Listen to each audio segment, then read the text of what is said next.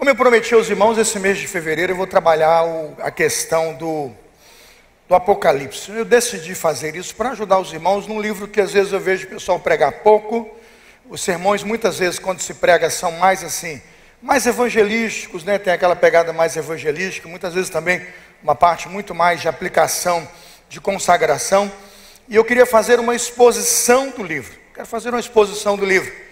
É o livro mais desafiador da Escritura, não tenha dúvida disso.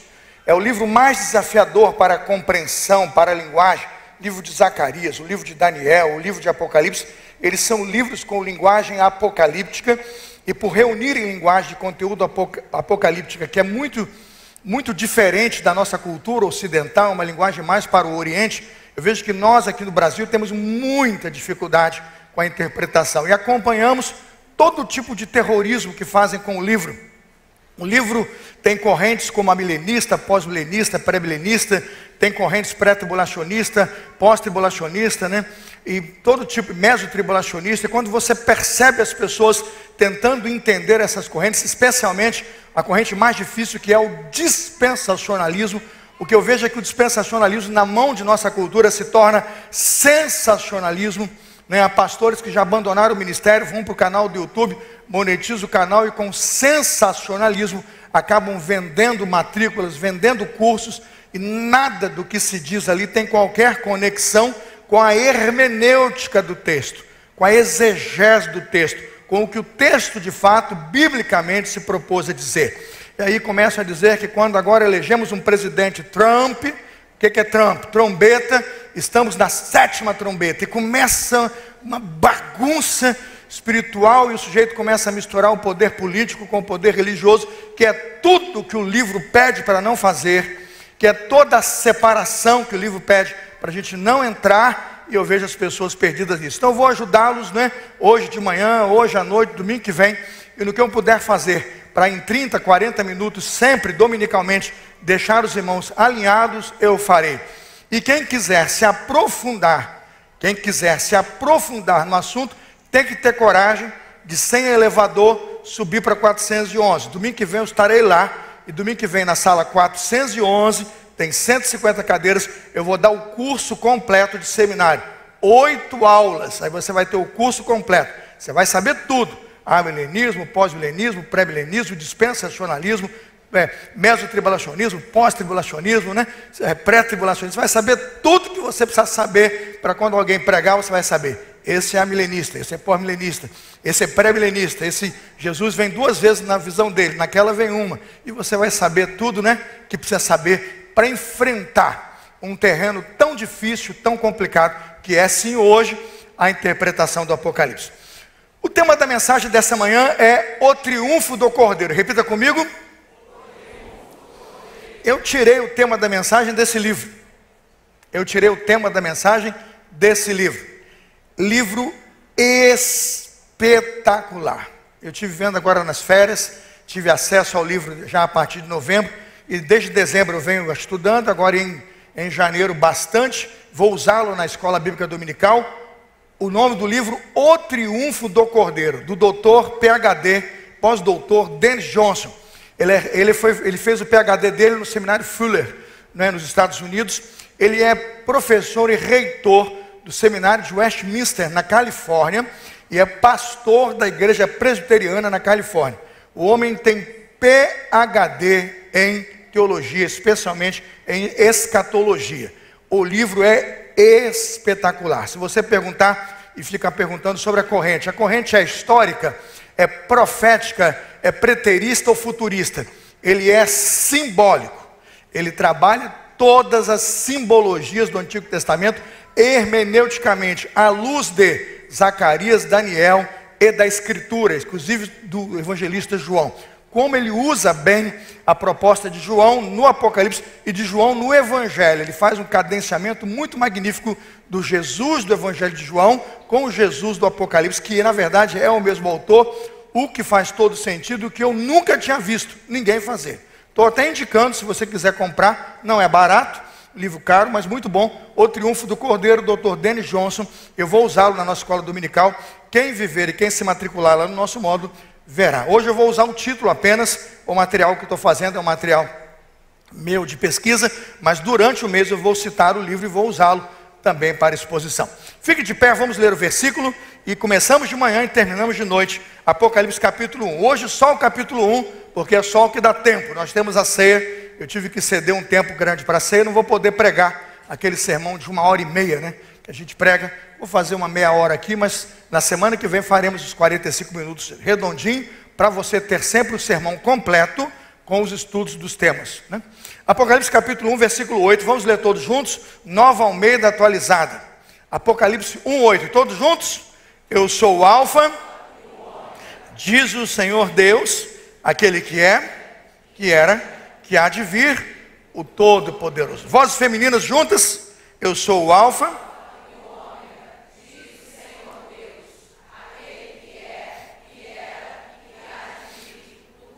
os homens todos juntos, eu sou o Alfa,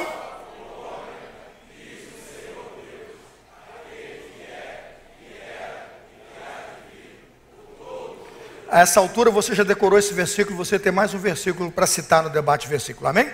Está de cor, esse você já decorou, você vai poder dizer, Apocalipse 1, 8, eu sou o Alfa e o Ômega, diz o Senhor Deus, aquele que é, que era e que há de vir, o todo. Esse é Jesus Cristo, Senhor. Senhor, abençoa-nos na exposição do capítulo 1 de Apocalipse, dá-nos o entendimento dessa verdade e o início dessa caminhada mensal, que será com certeza um tempo de muita bênção para a igreja. Vamos vencer e nos livrar de toda essa confusão dos canais de internet e seguir a Bíblia, somente a Bíblia, a Escritura, somente a Escritura. Essa é a nossa visão, esse é o nosso ensino, essa é a nossa melhor e mais correta maneira de interpretação. Assim oramos no santo nome de Jesus. Amém. Podem sentar-se. Eu gosto muito de Apocalipse, irmãos, desde a abertura.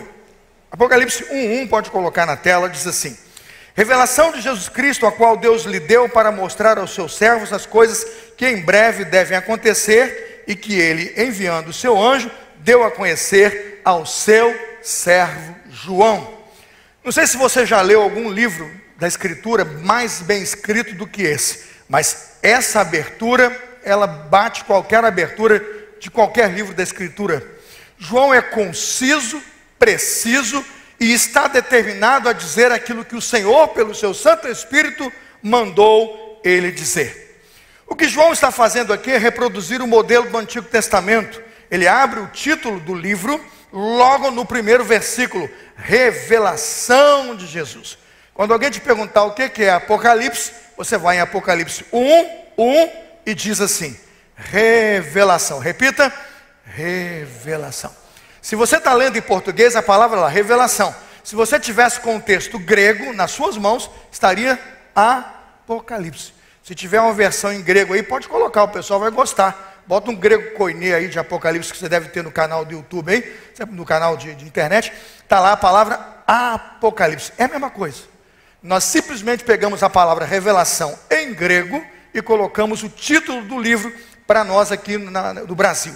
O livro se chama Apocalipse, graças à tradução do texto da palavra grega Apocalipse. Quando ele faz essa breve introdução, ele no final emite a sua saudação, dizendo que é ele o autor. Ele diz, as coisas que em breve devem acontecer, foram reveladas por seu anjo, foram reveladas e deu a conhecer ao seu servo João. João já se apresenta. João aqui é o evangelista mesmo. João aqui é aquele que pregou o evangelho, o grande discípulo amado, que está preso. Eu vou passar nos próximos estudos os slides. Ele está preso na ilha de Patmos, está condenado à morte, à prisão perpétua até morrer naquela ilha. E, olha lá, ó, Apocalipse, colocaram a palavra lá. Para que você possa se lembrar, ele está condenado, ele diz aqui, por ser um pregador, simplesmente um pregador e um defensor do evangelho. Com a abertura desse livro, João está deixando claro que ele deseja ser enquadrado na série dos profetas. Perceba que ele usa a palavra revelação para que o livro seja anunciado como um livro profético. Eu acho estranho como nas nossas escolas de teologia há autores que insistem em dizer que o livro é apenas histórico.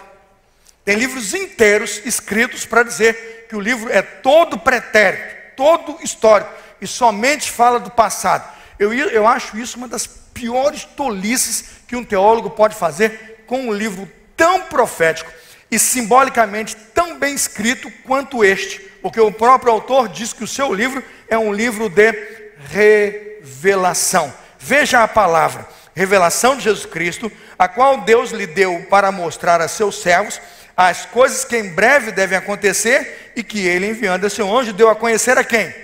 Ao seu servo João. E depois, a partir do verso 19, você vai encontrar em Apocalipse 1, o verso 19, ele vai ter uma ordem de Deus. Escreva, pois, as coisas que você viu, as que são e as que hão de acontecer o quê? Depois destas. O livro ele está montado numa visão tridimensional, absolutamente tridimensional. Veja de novo o verso 19. Primeira palavra que ele usa, escreva, pois, as coisas que você o quê? Viu. Essa visão aponta para onde, irmãos? Pretérito, aponta para o passado. Depois, as coisas que aponta para que tempo? O tempo presente. E as que hão de acontecer aponta para onde, irmãos? A beleza deste livro é que, como revelação, ele usa a história, conta o que está acontecendo para preparar as pessoas que no futuro enfrentarão as mesmas condições, as mesmas realidades, ou piores condições do que aquelas, mas com a mesma verdade espiritual. Então o fato é que, se lhe perguntarem que livro é o livro de Apocalipse, sim, Apocalipse é um livro pretérito, é um livro histórico, sim, é um livro simbólico, porque é apocalíptico, de gênero apocalíptico, ou seja, com toda uma simbologia dos mitos, aí da estrutura hebraica de contar uma história, mas é sim um livro profético. E é isso que o nosso evangelista quer dizer. No versículo 3 ele vai dizer, acompanhe, versículo 3, Apocalipse 1. Bem-aventurado aquele que lê, bem-aventurados aqueles que ouvem as palavras da profecia e guardam as coisas nela escritas, pois o tempo está o quê? O tempo está próximo.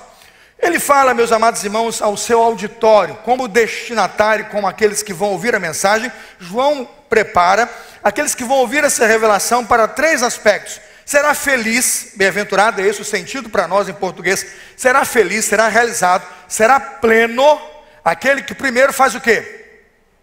Aquele que lê. Hoje eu estou começando essa série de estudos por um preceito, e eu tenho essa informação por pesquisa. Apocalipse é um dos livros menos lidos da Escritura. O mais lido todo mundo sabe. Qual é o livro mais lido da Bíblia? Qual é? Todo mundo sabe. Até porque todo mundo sabe os salmos. E os salmos servem para tudo, né? Tudo. Provérbios só no mês da família, né? Provérbios só no mês da família. Profetas, tem gente que quase nunca leu. Eu perguntava aqui para alguém o que Cantares e Salomão está fazendo na Bíblia, tem gente que não sabe. Pastor, eu acho um livro despudorado, né? Aquele livro, pastor, Cantares é um livro muito sem pudor. O livro tem uns negócios lá que só dá para falar com marido e mulher. E é verdade. Quando eu vejo as pessoas ignorando a Escritura, a importância de um livro como esse, o que eu estou dizendo, você vai deixar de ser feliz e bem-aventurado. Porque a Escritura diz, bem-aventurado aquele que... Agora, como devemos ler? Existem os que não leem, e são muitos. Eu fiz um concílio, irmãos, e perguntei no concílio de conversão e chamada para o pastor. Você já leu a Bíblia quantas vezes? Ele disse assim, nenhuma. Aí eu falei, vou repetir a pergunta que eu acho que ele não me entendeu. Tinha um monte de pastor, ele ia ser consagrado. Eu vou repetir a pergunta. Você é convertido, amém? Eu vi o testemunho de conversão, você é salvo, amém? Eu vi o seu chamado, você está dizendo, agora eu quero fazer uma pergunta simples. Quantas vezes você lê? Pelo menos uma, né? Você leu a Bíblia e disse, nenhuma. Aí eu falei para o concílio, presidente, eu estou sentando, estou parando o concílio, eu não vou avançar, eu não tenho como avançar perguntando o candidato mais nada. Aí o presidente, por quê? Como é que um candidato que vai ser pastor não lê a Bíblia toda? Né? Se eu vou ordenar esse pastor, é igual colocar um médico que não sabe usar um bisturi, não sabe fazer ponto, não sabe colocar um soro, né? Se você não leu a sua cartilha, vai ensinar o quê, irmãos? A revista de amanhã, o jornal de ontem, não sabe. Eu sei que naquele momento que eu sentei, o pastor pediu a palavra, suspendeu o concílio por 1 ano, e deu 12 meses para ele ler a Bíblia toda. 12 meses depois eu estava lá, me chamaram para examinar, eu perguntei, você lê a Bíblia toda? Leu? Li. Eu falei, então tá bom, estou sentando, pode continuar. Aí começaram a outra pergunta, aí 1 ano depois, aquele moço foi consagrado. O que João está dizendo para nós é que se você quer compreender as coisas do Senhor, você precisa ler a Escritura. A segunda verdade, nós temos os que não leem, nós temos os que leem e não entendem. Muita gente lê o texto e não entende. O que fazer? Para ler um livro como esse, tem que pedir discernimento a quem? Ao Espírito Santo. As coisas espirituais, você discerne o quê? Espiritualmente. Então o indivíduo chega aqui na igreja e fala assim para mim: pastor, estou lendo a Bíblia, não entendo nada. Aí eu falo: tem um problema. Você, antes de ler a sua Bíblia, você ora e pede discernimento? Ele disse: não. Eu falei: o problema é só esse. Se você orar e pedir discernimento, o livro que eu estou pregando, eu estou lendo, é tão vivo que o livro fala com você. O livro ensina você. O livro instrui você. Pastor, mas há temas difíceis? Mas nós temos bom apoio, nós temos boa estrutura, nós temos bons comentários. Seu pastor está indicando um livro nessa manhã, livro bom, irmãos, da editora Pronoves. Esse livro é de 2001, lançado em inglês nos Estados Unidos. Hoje, em 2024, o ano passado é que chegou no Brasil traduzido. Levou 23 anos do tempo da teologia americana para esse livro chegar para nós. Chegou o ano passado, esse livro no Brasil em 2024. Aí eu pergunto: quanto tempo demorou? Agora que está em português, você vai perder tempo? Não, não perca. Pastor, como é que eu faço para ler um livro desse? Primeiro tem que ter dinheiro, porque é caro, tem que comprar. Agora, como é que você faz para ler e não deixar desanimar? Sabe quantas páginas tem esse livro? Chuta. Quantas páginas tem um livro desse? 365 páginas. Para ler em um ano, tem que ler quantas páginas? Oh, meu Deus. Se você não lê uma página por dia, eu vou te falar, está ruim. Está muito ruim. Tem crente nosso que está lendo muito mal o outdoor. Porque nem jornal não lê mais, que não tem nem mais banca, né? Irmão, uma página por dia dá para ler em um ano. Se você ler a frente e o verso de uma página por dia, dá para ler em quanto tempo? Aleluia, o pessoal fez matemática.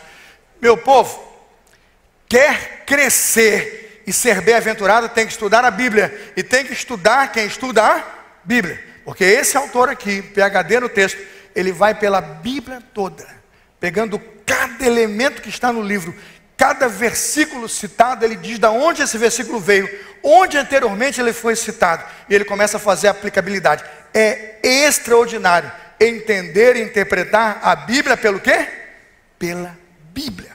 Chegamos aqui então e temos os que leem e entendem. Leem e entendem por quê? Porque eles conseguem orar e pedir a Deus discernimento.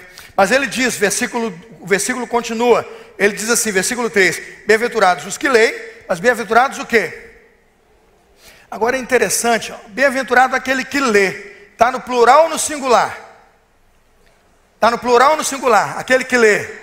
Agora, e bem-aventurados, veja, foi para o plural ou não foi? Sabe o que ele está dizendo? Isso está no texto, é muito rico essa informação. Bem-aventurado o que lê.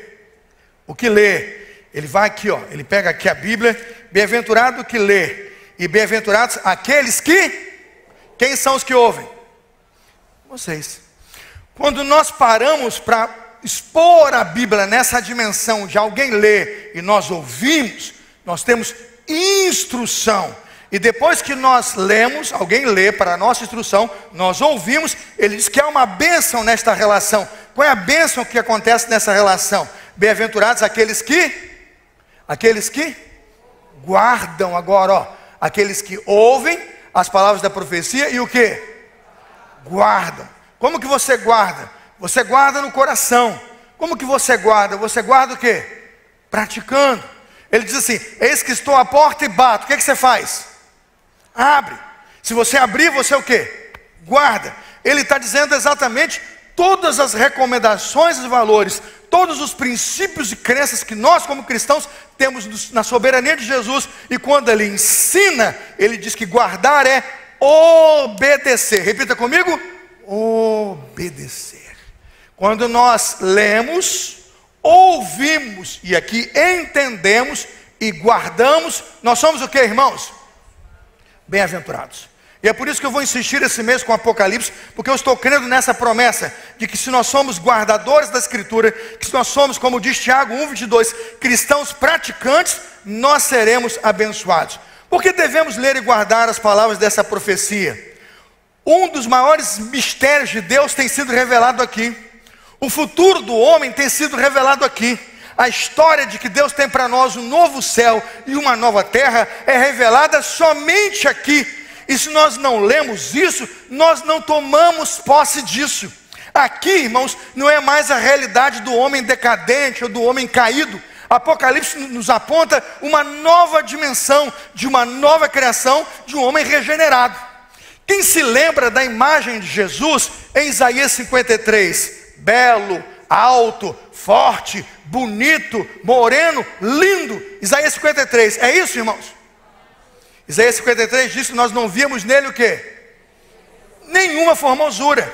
Isaías 53 do Antigo Testamento está falando de um Cristo que vem salvar um homem que é a sua imagem. Vem salvar um homem que é o seu retrato. Um homem devastado pelo pecado. Um homem surrado pelos espinhos, pelos abrolhos que ele conquistou no jardim da maldição. Um homem que vai sofrer e putrefar até a morte. Esse é Jesus, o servo sofredor.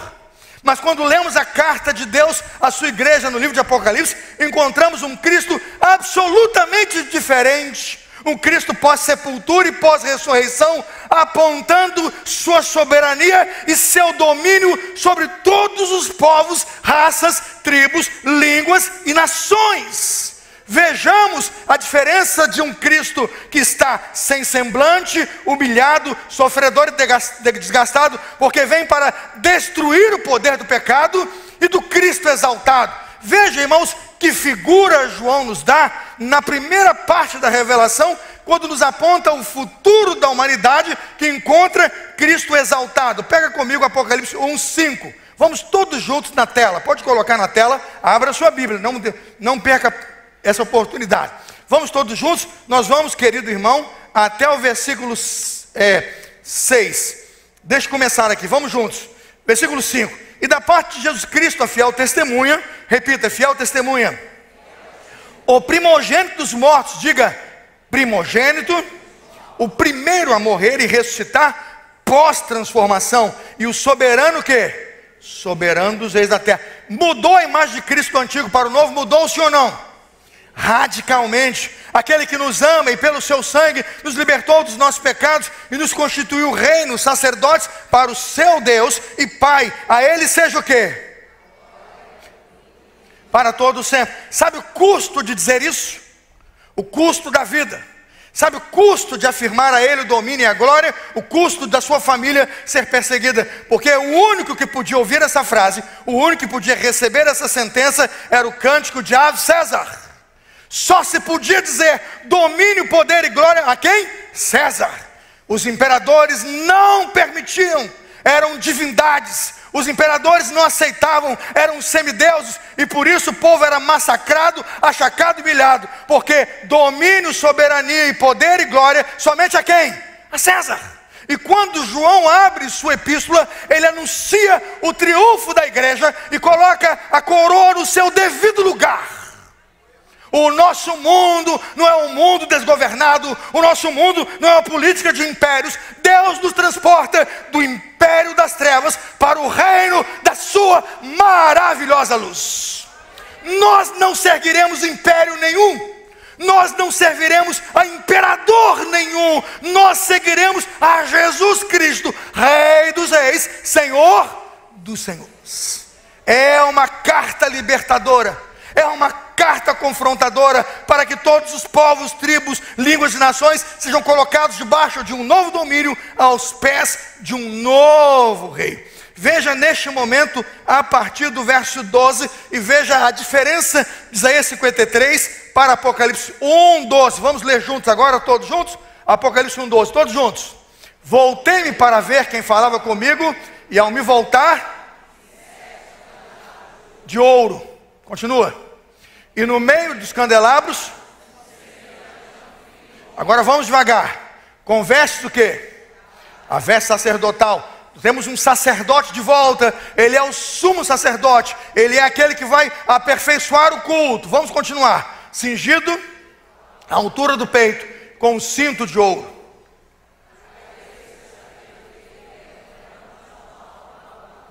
Como neve. Os olhos. Continua.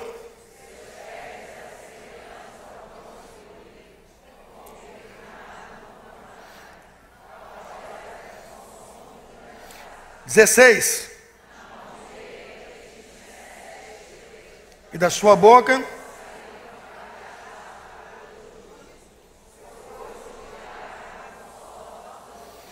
dezessete. Ao vê-lo cair aos seus pés como morto, porém ele pôs sobre mim a mão direita, dizendo que quando você lê um livro como esse, irmãos, por favor, não tenha medo. O que estava feio, o que estava corrompido, sem imagem, sem formosura, se torna o mais belo, mais poderoso e mais glorioso Senhor que o mundo ouvirá. A imagem é trocada, irmãos, de uma para outra. É como a metamorfose da água para o vinho, da mão mirrada para a cura, da cegueira para a visão. Em Apocalipse, no primeiro capítulo, nós temos inaugurado uma cristologia nova de poder e de vitória triunfal. É de fato, como diz o autor, o triunfo do Cordeiro. O Senhor se apresenta agora grandioso, restaurado e regenerado para construir com sua igreja uma nova história. 18, ele é aquele que vive, e diz ele, estive morto, mas eis que estou vivo para todo sempre. E tem o quê? As chaves da morte e do inferno. Para quem está com a espada do imperador no pescoço, para quem está sendo jogado nas jaulas dos leões, para como Esmirna, que está passando por uma grande provação, ele diz assim, ser fiel até a morte. Essa carta gloriosa que a igreja recebeu. Essa carta poderosa que vem de uma ilha, de um prisioneiro à prisão perpétua, de um prisioneiro condenado à morte para a visão e triunfo do evangelho, que mostra que não há triunfo e não será triunfal a vida de um evangelista que termina seus dias numa prisão, padecendo e pagando sua vida para que Cristo seja glorificado, mas que mostra que o Cordeiro será vitorioso, que a igreja será vitoriosa e que esta carta poderosa chegará para transformar todos nós, todas as igrejas, de todos os tempos, de todas as eras. Amém, irmãos? Pastor, mas essa carta não é para mim. Pastor, mas essa carta é para aquele pessoal lá. Diz assim, são as coisas que em breve vão o quê? Acontecer. Como já tem mais de 2000, né? 2000 anos, esse já aconteceu. É lógico que já aconteceu. Mas por que você está dizendo que a carta não é para você? Eu estou dizendo com base na minha interpretação. Sua interpretação está errada. Dá uma olhada no versículo 1 e veja para quem é essa carta. Vamos fechar já, à noite a gente continua. Quem viver verá. Veja o versículo 1. Revelação de Jesus Cristo, a qual Deus lhe deu para mostrar a quem? Para mostrar aos seus servos. Deixa eu perguntar uma coisa para você aqui. Você é um servo menor do que aqueles? Você é um servo hoje menos importante que aquele? Quem é que é servo de Jesus? Servo de Jesus, levanta a mão. Diga assim, eu sou servo de Jesus. Então essa carta é para você. Sim ou não? Está escrito aqui, ó. Sim ou não? Revelação de Jesus Cristo, a qual Deus lhe deu para mostrar aos seus servos. Se você olhar Apocalipse 2:20, você verá, Apocalipse 2:20, que o servo é você. Se você olhar Apocalipse 22:3, você verá que o servo é você. Está escrito aqui, Apocalipse 2:20, Apocalipse 22:3, servos de Jesus. Mas pastor, mas essa carta de fato é destinada às 7 igrejas da Ásia. Vamos dar uma olhada. Versículo 19, ele diz assim, escreva pois as coisas que você viu, as coisas que são e as que hão de acontecer depois dessa. Apocalipse 4:1, Apocalipse 4:1. Depois destas coisas, olhei, e eis que havia uma porta no céu. E a primeira voz que ouvi, que era como de trombeta, ao falar comigo, disse, falando com João, suba até aqui, e eu lhe mostrarei o que deve acontecer depois destas coisas. A visão é para o passado, para o presente e o que? Para o futuro. Apocalipse capítulo 4, versículo 1. Ele está dizendo ainda sobre o destinatário. Versículo 4, Apocalipse 1:4. Que esta carta é escrita por João, Apocalipse 1:4. Às 7 igrejas que estão na província da Ásia. Vamos dar uma olhada e ver se isso aí está certo. João, versículo 4. As 7 igrejas que estão na província da Ásia. Quais são as 7 igrejas? Vamos lá, quem sabe? Quem são? Vamos lá? Está no versículo 11. Bota o versículo 11. Quais são as 7 igrejas? Escreva num livro que você vê e mande as 7 igrejas. Quais são? Éfeso.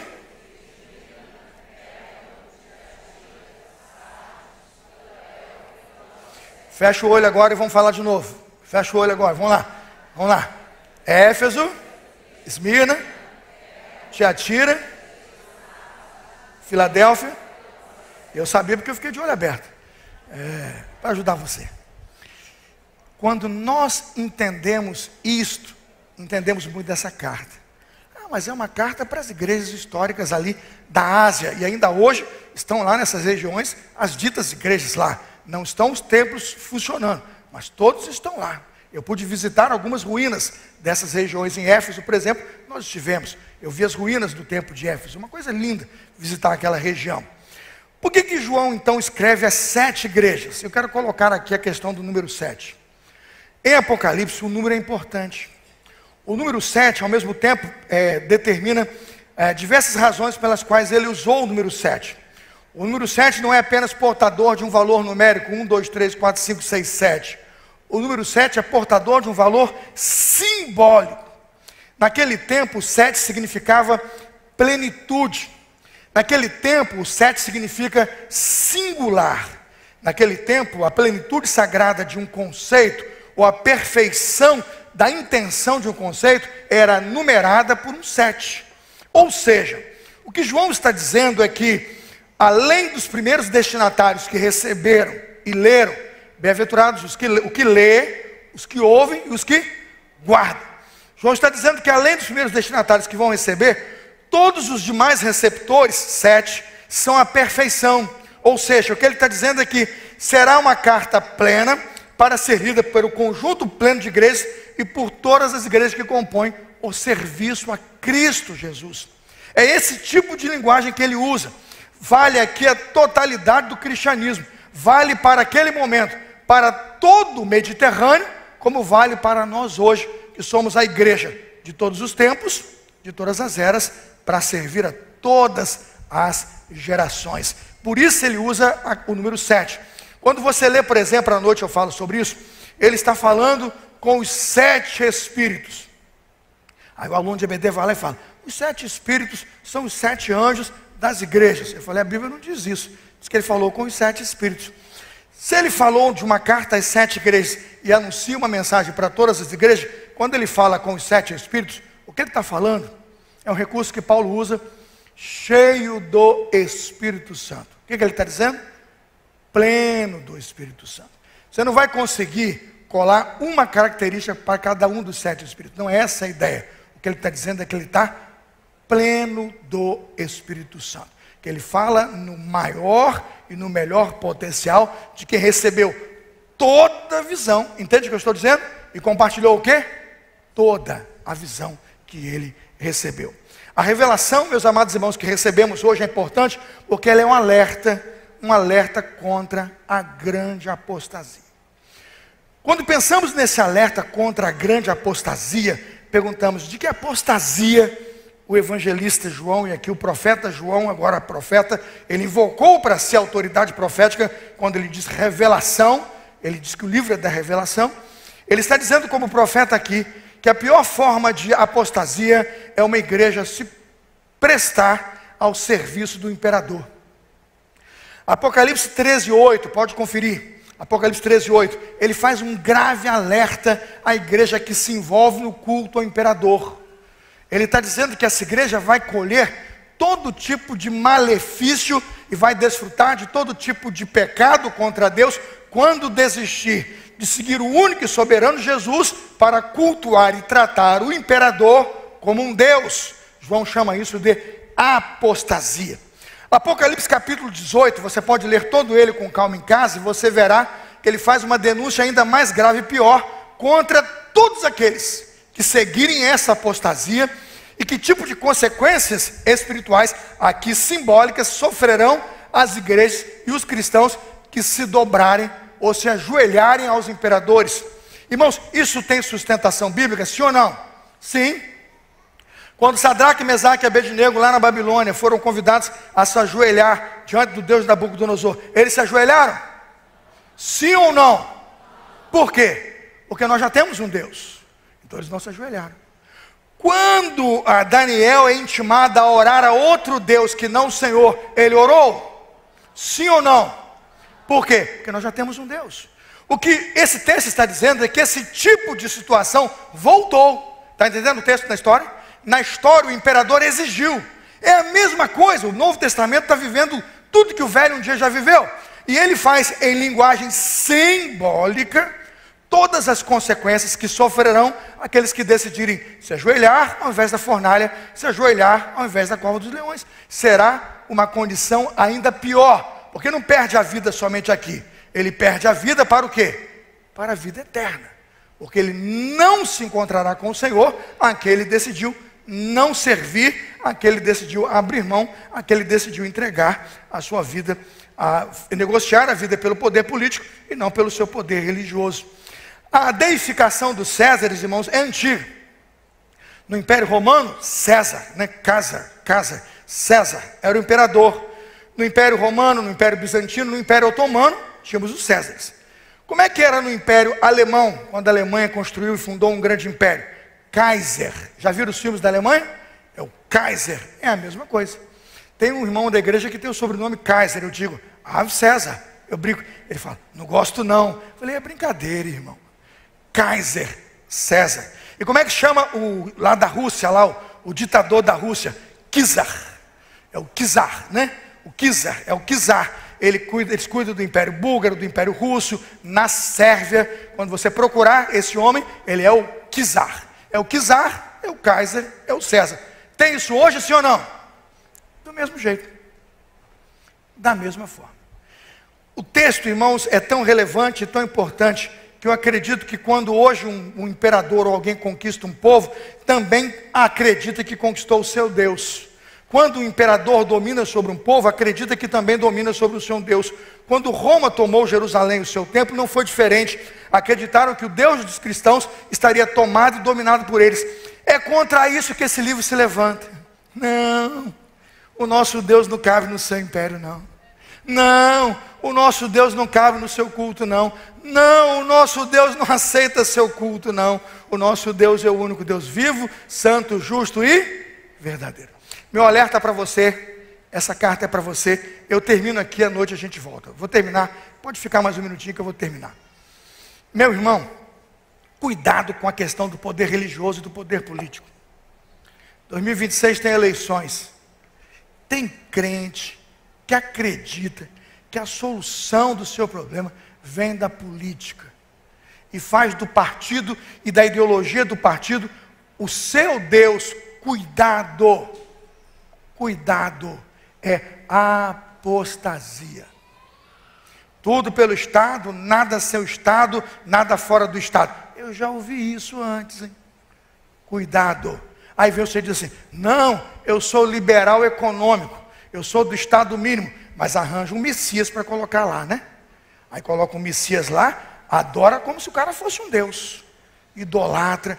Meu irmão, cuidado, esse alerta é para nós. A igreja de Jesus e todo cidadão que não é deste reino, ele já tem um governo. Jesus Cristo, na sua coxa está gravado, eu vou pregar sobre isso, Rei dos Reis, Senhor dos Senhores. Cuidado com a apostasia. Família se dividindo pela apostasia. Pela apostasia, eu sou de fulano, é mesmo que dizer eu sou de Paulo, eu sou de Apolo, eu sou de Ciclano, eu sou de Beltrano. A igreja devia dizer, eu sou de Jesus. Aí você pergunta, pastor, mas em quem eu voto? Você vota quem você quiser.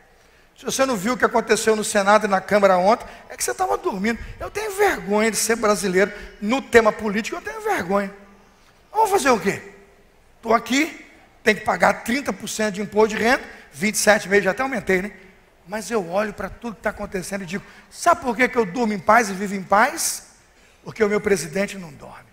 Eis que não dormirá e nem descansará o guarda de Israel. Aquele que te guarda não dormirá jamais. Você vota o que você quiser. melhora um pouco, né? O prefeito está aí. O prefeito está aí, melhorou bastante. Aí muita coisa já fez, outra não fez, mas você vê mudança. Eu não discuto política no sentido de que você precisa servir a esse ou aquele partido, essa ou aquela visão, Estado mínimo, liberalismo econômico. Você define essas coisas, você é inteligente. Agora, você colocar o Estado ou um poder político no lugar de Deus, isso é o quê? Apostasia. Essa carta é para você. Essa carta é para você. Se ele disser que você é homem, você é mulher, você não aceita não, você é homem, viu? Se ele disser que você é mulher, você quer ser homem, você não aceita não, porque você é mulher. Se ele disser um monte de coisa, se ele disser para você matar o seu filho na barriga, você não mata não, porque a Bíblia diz não matarás. Então cuidado para não seguir o Estado e deixar de seguir o quê? A Bíblia, porque quando você segue o Estado e não a Bíblia, é o quê, irmãos? Apostasia. A carta é para mim ou não é? A carta é para você ou não é? A carta é para todos nós. Essa carta é para hoje. Vamos terminar? O texto nos diz, irmãos, que nós devemos hoje reconhecer e agradecer a Deus que governa sobre todos e sobre tudo. Apocalipse 5:13, fica de pé, vamos terminar? Apocalipse 5:13, 14, 15. Vamos terminar, de pé, todos juntos. E nós vamos exaltar. Vamos cantar Vencendo Vem Jesus. Vamos exaltar e vamos dizer assim, ó. Quando tínhamos um Jesus desfigurado, sem formosura, e o Antigo Testamento mostrando a luta do Messias contra o pecado, nós temos no Novo Testamento um Jesus restaurado, posicionado contra todo e qualquer poder, mantendo sua igreja, olha a carta a Filadélfia, forte, firme, com elogios, com correções e com disciplina, fazendo a sua igreja caminhar e confiar que sim, o Senhor está no trono. Sim, o Senhor governa a sua igreja. Vamos ler juntos? Apocalipse 5, 13, 14, todos juntos. Então ouvi que toda criatura que há no céu e sobre a terra, e debaixo da terra, e sobre o mar, e tudo que neles há, estava dizendo: aquele que está sentado no trono e ao Cordeiro, seja o louvor, a honra, a glória e o domínio para todos sempre. E os 4 seres viventes respondiam: amém. Também os anciãos se prostraram e... irmãos, a igreja está de volta ao seu lugar. É o eu sou que voltou. É o eu sou do Egito que disse a Faraó: deixa meu povo ir. É o eu sou que disse a todos os imperadores da época de Isaías: deixa meu povo voltar. Não tem Ciro, não tem Pérsia, não tem ninguém. Quando eu sou soprar, o mundo em ordem ficará. Eu sou o alfa e o ômega, eu sou a ressurreição e a vida, eu sou o princípio e o fim. Eu sou Jesus, eu sou Jeová, eu sou o Senhor da igreja. O que Ele está dizendo para nós hoje: eu estou presente no meio da sua dor, eu estou presente no meio da sua luta. Você comigo será inabalável. Na verdade, essa carta é para todos nós. Na verdade, essa carta é para a igreja de hoje. Na verdade, irmãos, prestem atenção. Na verdade, muitas vezes parece que a história saiu do trilho, parece que a história perdeu o controle, mas a palavra profética, a palavra do profeta, a revelação profética ilumina os olhos da raça humana, ilumina o coração do ser humano, e o ser humano consegue perceber que a história está sendo dirigida, glorificada, rendida e apontada para a glória do Senhor. Quem crê, diga amém.